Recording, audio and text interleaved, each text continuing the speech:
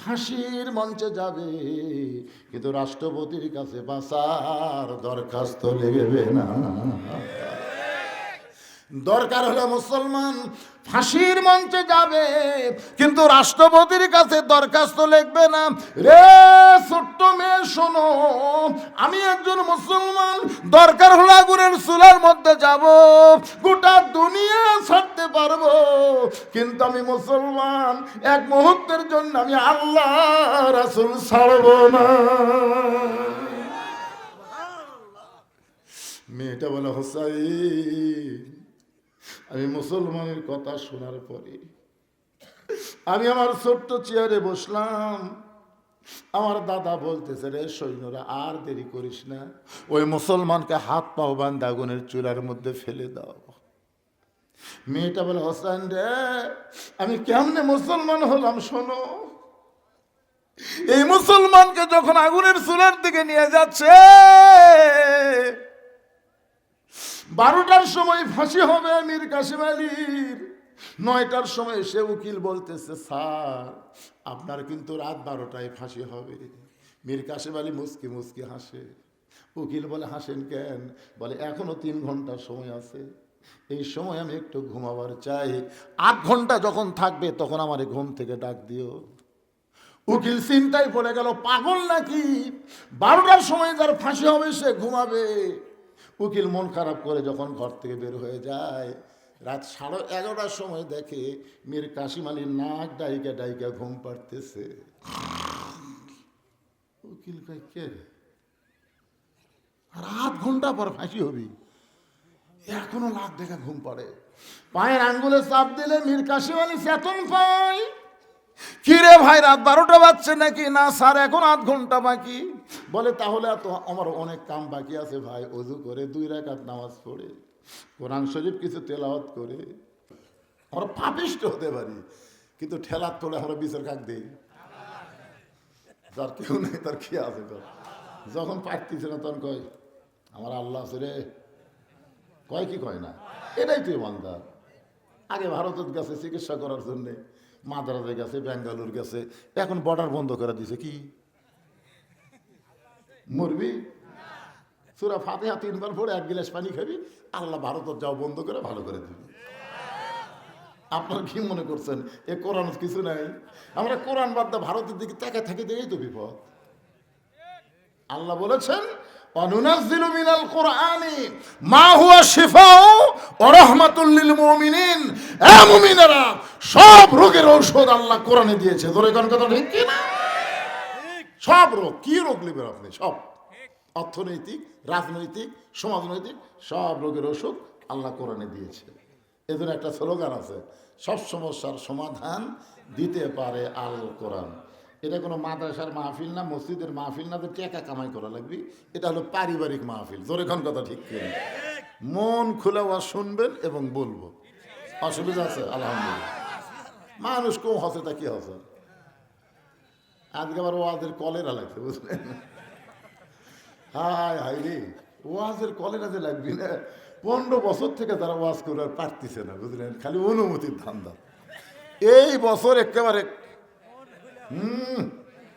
এখন সব পাড়ার লোকেরা আমরা করবো, আমরা করবো, অনুমতি লাগতেছে না, কিছু লাগতেছে, খালি মাইকিং করতেছে আর মাহফিল করতেছে। আলহামদুলিল্লাহ। কি কন? এদের সামনে একটু ফাঁকা ফাঁকা আছে, কিছু লোক আছে ওদের ধরে খাড়াই আছে, আসবি আসবি, সবাই আসবি, জান। হ্যাঁ, সবাই একটু সামনে দিকে চেপে বসেন আর জিকির করেন, লা ইলাহা। শীতের রাত, চাপবেন আর মজা পাবেন। সামনে আসেন।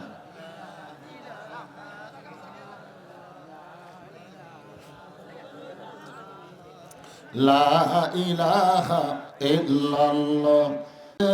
আল্লাহর ভয় যার মনে আছে, আল্লাহর ভয়।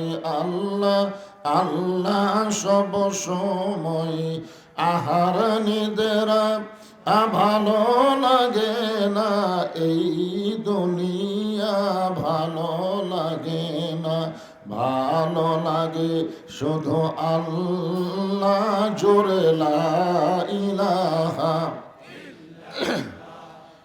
ইল্লাল্লাহু ইল্লাল্লাহ ইল্লাল্লাহ ইল্লাল্লাহ লা ইলাহা ইল্লাল্লাহ লা ইলাহা লা ইলাহা ইল্লাল্লাহ মুহাম্মাদুর রাসূলুল্লাহ। রাসূলের মহব্বতে সকলেই বলি সাল্লাল্লাহু আলাইহি ওয়াসাল্লাম।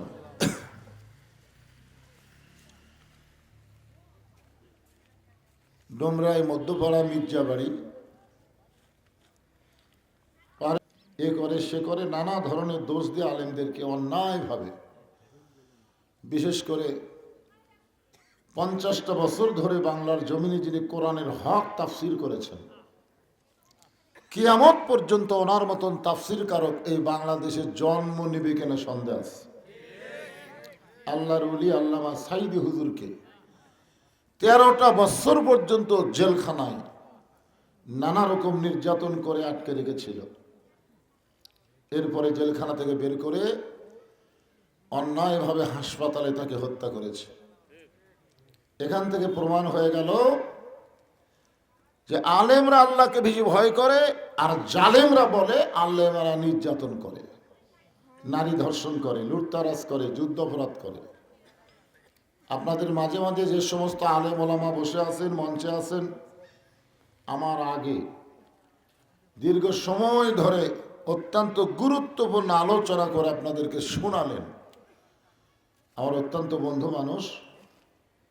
আমি আমার অন্তরের অন্তঃস্থল থেকে আলেম সহ বক্তাগণকে শুভেচ্ছা জ্ঞাপন করছি।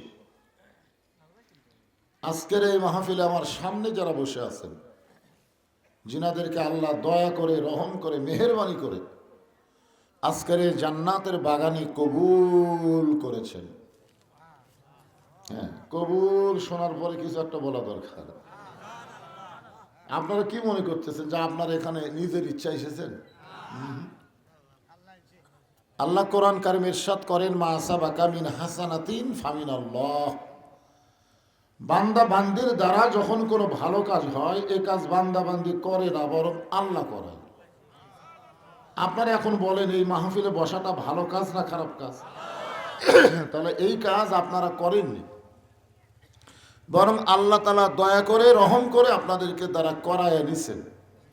আমার সামনে যারা বসে আছেন, আমি আমার অন্তরের অন্তঃস্থল থেকে আপনাদের সবাইকে শুভেচ্ছা জ্ঞাপন করছি। সম্মানিত মা বোনেরা, পর্দার অন্তরালে বসে বসে যারা আলোচনা শুনতেছেন, তাদেরকেও শ্রদ্ধা জ্ঞাপন করে এই মুহূর্তে জানতে চাচ্ছি আপনারা সকলে কেমন আছেন? আলহামদুলিল্লাহ রব্বিল আলামিন। জি আলহামদুলিল্লাহ। যে আল্লাহ দয়া করে, রহম করে, শারীরিক সুস্থতা দান করে আজকের এই জান্নাতের বাগানে আমাদের কবুল করলেন, আমরা সে আল্লাহর উপরে খুশি না বেজার? তাহলে জবান করে সমস্বরে সকলে বলবো, রব্বানা লাকাল হামদ হামদান কাসীরান তাইয়িবান মুবারাকান ফীহি। আমরা আল্লাহর প্রশংসা করার কারণ হলো যে আল্লাহ দয়া করে, রহম করে হিন্দুর ঘরে, বৌদ্ধর ঘরে, খ্রিস্টানদের ঘরে, ইহুদিদের ঘরে আমাদেরকে না পাঠায়া সরাসরি আল্লাহ আমাদেরকে মুসলমানের ঘরে কবুল করেছেন। কি মনে হয়? ইমাম মালিক রহমতুল্লাহ আলাইকে একজন ছাত্র প্রশ্ন করলেন যে পৃথিবীর মধ্যে সর্বশ্রেষ্ঠ ধর্ম কোনটা? পৃথিবীতে বহু ধর্ম আছে, তার মধ্যে সর্বশ্রেষ্ঠ ধর্ম কোনটা? উনি বললেন, এরকম প্রশ্ন করাই হলো কবিরা গুনাহ। কারণ পৃথিবীতে ধর্ম তো একটাই। পৃথিবীতে ধর্ম কয়টা? একটা। এখানে আমার সর্বশ্রেষ্ঠ কি? তিনি কোরআনের আয়াত তেলাওয়াত করে শোনায় দিলেন, অমাইয়াবতাগি গায়রাল ইসলাম দীনান ফালাই ইউকবালা মিনহু। আয়াতের বাংলা অর্থ হলো, ইসলাম ছাড়া অন্য কোনো জীবন ব্যবস্থা, ধর্মকে কেউ যদি গ্রহণ করে ইসলাম ছাড়া, আল্লাহ বলেছেন লা ইউকবালা মিনহু, কখনোই সেইটা কবুল করা হবে না। এ কথার দ্বারা বোঝা গেল একমাত্র ধর্ম হলো ইসলাম, আর সেই ইসলামের ভিতরে আল্লাহ আমাদেরকে কবুল করেছেন। তাহলে প্রশংসা করবো কার? রুহের জগৎ। আমরা এখানে আসার আগে আর একটা জগতে ছিলাম, সে জগতের কথা মনে আছে? মনে নেই। কোন বনেরই পাখি তুমি, আইলারে কোন বনে, আবার কোন বনেতে যাইতে হবে, পড়ছে নাকি মনে। আমরা কোথায় ছিলাম? রুহের জগতে। রুহের জগতে আল্লাহ আমাদেরকে এত ভালোবেসেছেন, সুবহানাল্লাহ বলেন।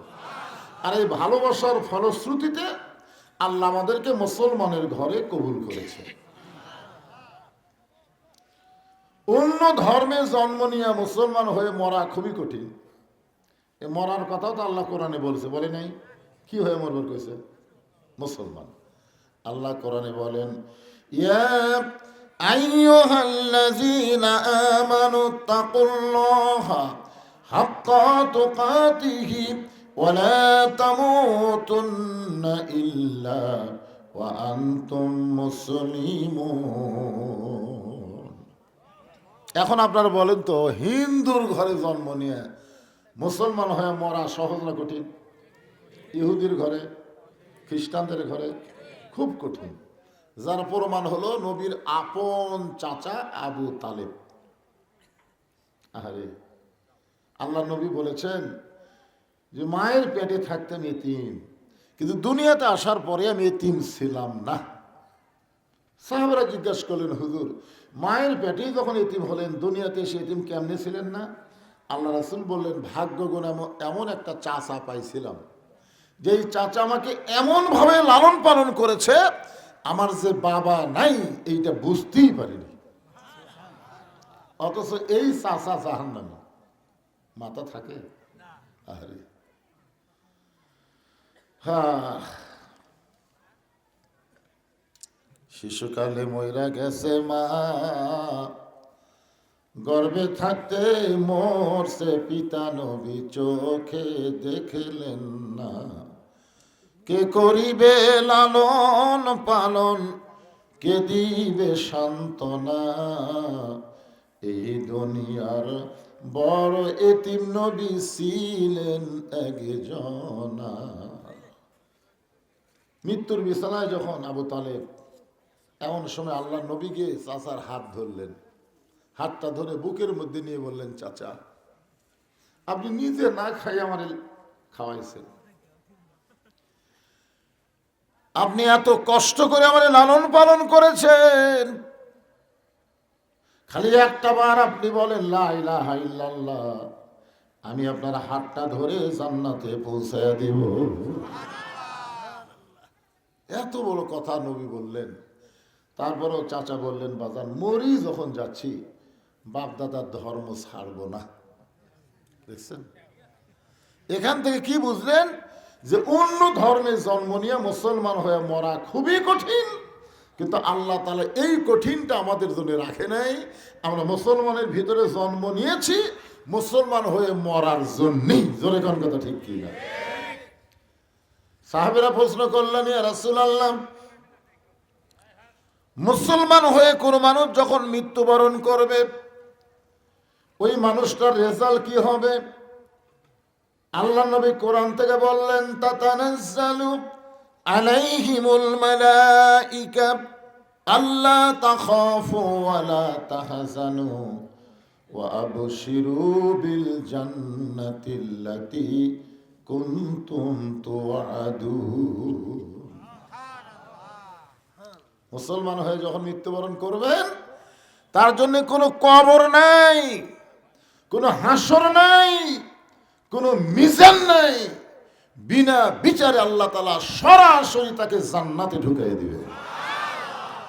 আর আমরা খালি কবরের কি হবে, হাসরের কি হবে এই চিন্তা নিয়ে আমরা ব্যস্ত। এলা হচ্ছে যারা বেঈমান হয়ে মরবে। মুসলমান হয়ে মরলে কোনো টেনশন নাই, আল্লাহর কথা বিশ্বাস করবেন না। লা তাখাফু, কোনো ভয় নাই। ওয়ালা তাহজান, কোনো চিন্তা নাই। ওয়া আবশিরু বিল জান্নাহ, দুনিয়া থেকেই তুমি জান্নাত পেয়ে গেলে।